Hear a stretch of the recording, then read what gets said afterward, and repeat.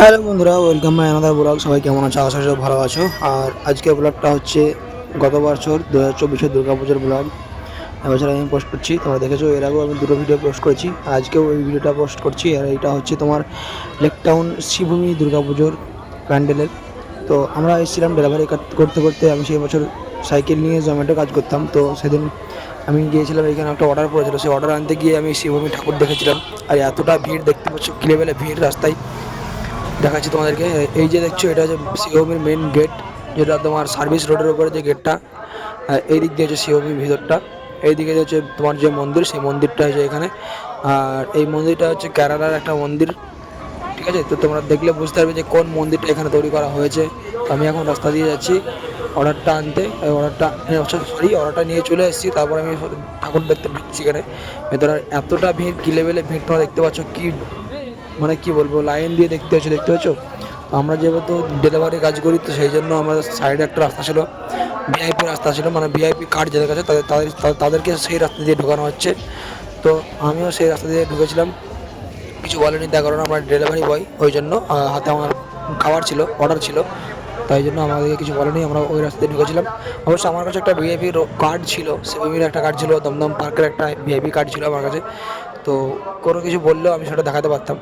তো দেখতে পাচ্ছি কি লেভেলের শিবভূমি থেকে একদম সেই সার্ভিস রোড, অর্থাৎ ভিআইপির রাস্তার যে পাশে যে সার্ভিস রোড, সেই সার্ভিস রোড থেকে একদম পুরো জাম আর ভিড়। এই দেখো, এখনও এটা হচ্ছে শিবভূমির ভিতর।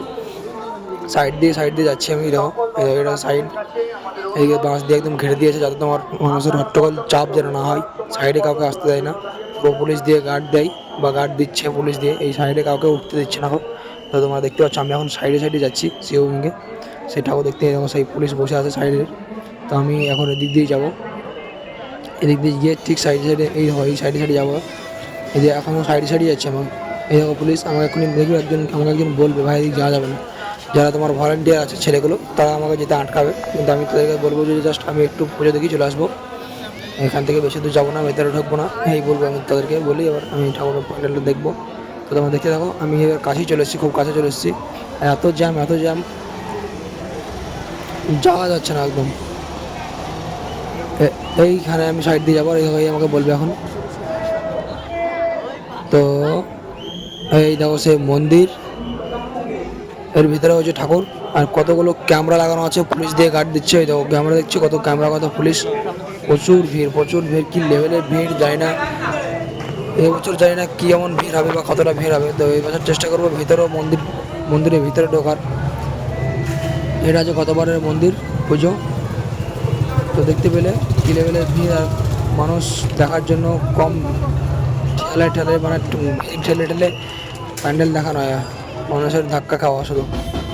আর এখানে হচ্ছিল একটা বাজনা, খুব সুন্দর একটা বাজনা হচ্ছে। তো আমি একটু দাঁড়িয়ে দেখতে থাকলাম, হঠাৎ ছিল না সেই সময়।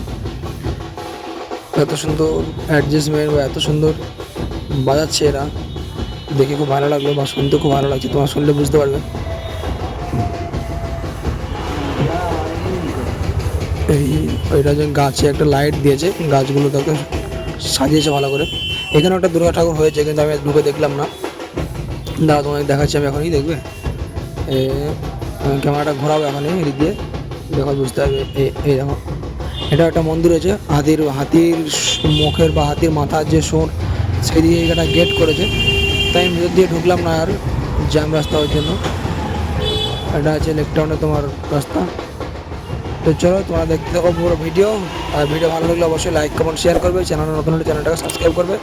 ওকে, চলো বাই, ভালো থাকো সবাই।